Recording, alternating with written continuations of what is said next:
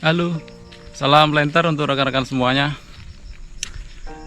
Di tengah kondisi wabah COVID-19 ini, mudah-mudahan rekan-rekan semuanya masih dalam lindungan Tuhan Yang Maha Kuasa dan tetap diberi kesehatan. Saat ini saya berada di suatu wilayah perkebunan kelapa sawit milik rekan saya. Jadi kebun sawit ini berada di areal rawa, dimana kondisi tanamannya itu banyak yang miring. Jadi bisa kita lihat di belakang, nah seperti ini. Nah, dia miring.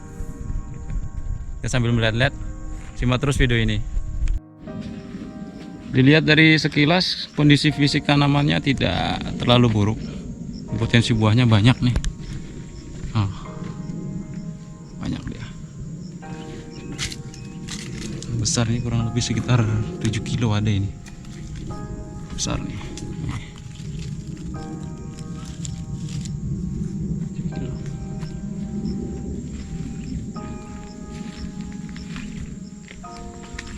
Nih.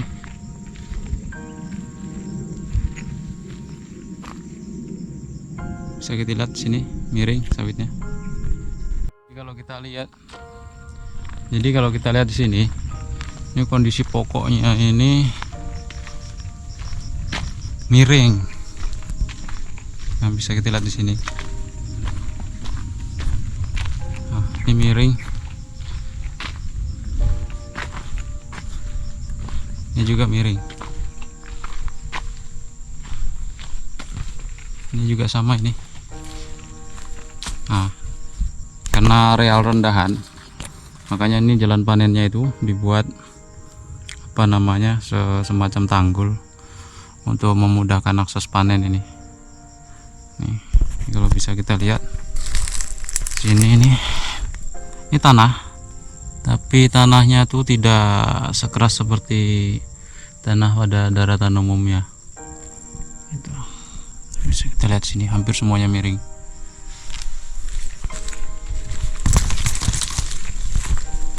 Yang ini juga miring.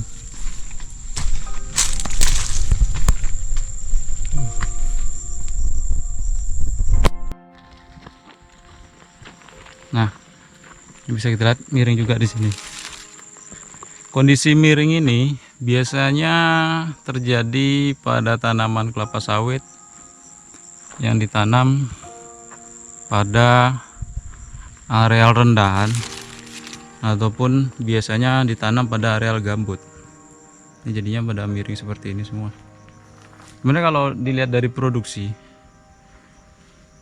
kalau menurut saya produksi di areal seperti ini biasanya bagus.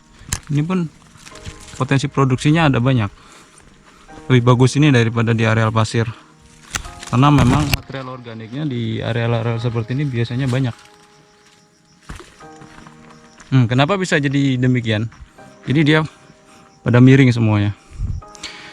Karena pada areal yang memang kondisi gambut ataupun rendahan rawa, ya, kondisi tanahnya ini dia tidak sepadat yang di daratan pada umumnya.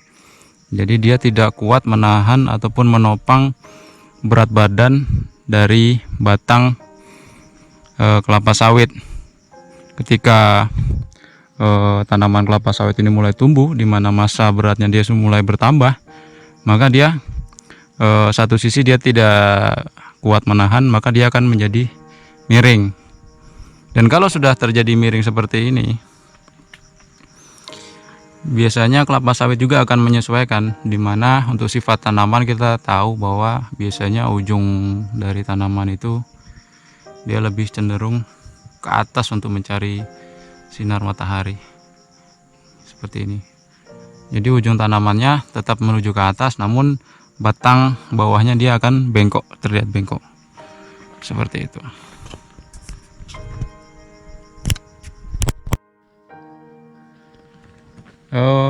Untuk mengatasi masalah seperti ini sebenarnya harusnya direncanakan sejak awal sebelum dilakukan penanaman.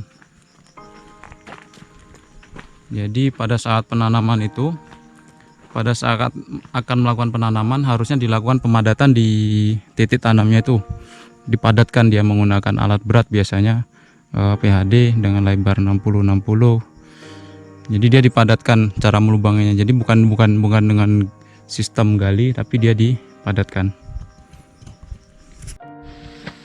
Tujuan memadatkan titik tanam itu tadi gunanya adalah agar posisi titik tanamnya itu menjadi keras dan kuat, sehingga daya cengkram akar itu untuk menopang tanaman ketika dia sudah mulai tumbuh, bertambah masanya, dia menjadi lebih kuat dibandingkan dengan apabila kita tanam tanpa melakukan pemadatan lebih dahulu.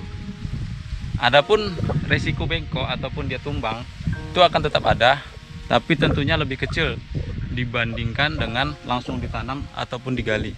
Jadi ketika kita melakukan pemadatan dengan PHD, dengan tidak melakukan pemadatan, tentunya resikonya untuk tanaman itu miring ataupun tumbang akan lebih kecil jika titik tanamnya dilakukan pemadatan. Seperti itu.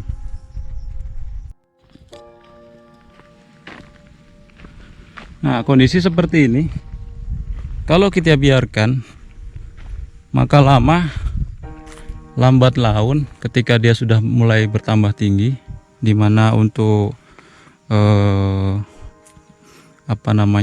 tempat dia tumbuh tidak kuat lagi menahan, karena memang masanya lebih banyak lagi, dia bertambah masanya, maka dia akan bukan lagi bengkok dia tanaman itu ataupun miring, tapi dia akan ambruk.